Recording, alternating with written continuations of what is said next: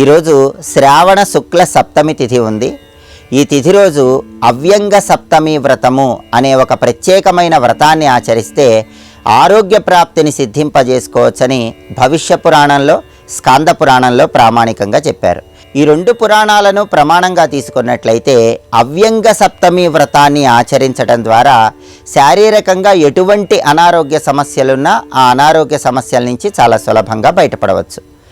అవ్యంగ సప్తమి అంటే అర్థం ఏంటంటే, వ్యంగము అంటే అవయవలోపము అని అర్థం, అవ్యంగము అంటే అవయవలోపము లేకుండుట అని అర్థం. అంటే శరీరంలో అవయవాలకి ఎలాంటి లోపాలు లేకుండా చేసే శక్తి ఉన్నటువంటి వ్రతం కాబట్టి దీన్ని అవ్యంగ సప్తమి వ్రతము అనే పేరుతో పిలుస్తారని స్కాంద పురాణంలో, భవిష్య పురాణంలో చెప్పారు.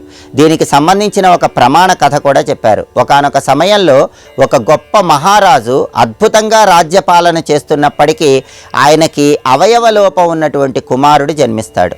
అప్పుడు మహర్షుల సలహా మేరకు అవ్యంగ సప్తమి వ్రతం అనే పేరుతో సూర్య భగవాను పూజించి సూర్యుడికి అర్ఘ్యమిచ్చి ఉపవాసం ఉండి సూర్యుడి ప్రీతి కోసం దానాలు నిర్వహించాడని, ఆ తర్వాత ఆ రాజు కుమారుడికి అవయవలోపం తొలగిపోయిందని భవిష్య పురాణంలో, స్కాంద పురాణంలో ఒక ప్రామాణిక కథ చెప్పడం జరిగింది. కాబట్టి ఈ అవ్యంగ సప్తమి సందర్భంగా ఎవరైతే ప్రత్యేకమైన విధి విధానాలతో సూర్యుడిని పూజించి ఉపవాసం ఉండి దానాలు ఇస్తారో వాళ్ళకి జీవితంలో ఎటువంటి శారీరక వైకల్యము కలగకుండా అవయవాల్లో చైతన్య శక్తి పెరగటానికి, ఆరోగ్య ప్రాప్తిని సిద్ధింపజేసుకోవటానికి ఇది విశేషంగా సహకరిస్తుంది. ప్రధానంగా ఈరోజు శిరస్నానాన్ని ఆచరించి ఆ తర్వాత సూర్య భగవానుడికి ప్రీతి కలిగే విధంగా అర్ఘ్యాన్ని సమర్పించాలి. ఎర్రచందనము, కుంకుమ పువ్వు పొడి, ఎరుపు రంగు పుష్పాలు వీటన్నిటినీ రాగి పాత్రలో ఉన్న జలంలో కలిపి ఆ నీటిని తూర్పు దిక్కువైపు మొక్కలో విడిచిపెడుతూ ఓం గృణిహి సూర్యాయ నమః అని 12 సార్లు జపించాలి. ఆ తర్వాత ఈరోజు పగలు ఉపవాసం ఉండి రాత్రికి గోధుమలతో చేసిన పదార్థాలు ఆహారంగా స్వీకరించాలి. దాంతోపాటుగా ఈరోజు దానాలకు ప్రాధాన్యత ఉంది. గోధుమలు, బెల్లము, ఎర్రటి ఫలాలు వీటిని ఎవరికైనా దానంగా ఇవ్వాలి. సూర్యుడికి కూడా వీటిని నైవేద్యంగా సమర్పించాలి.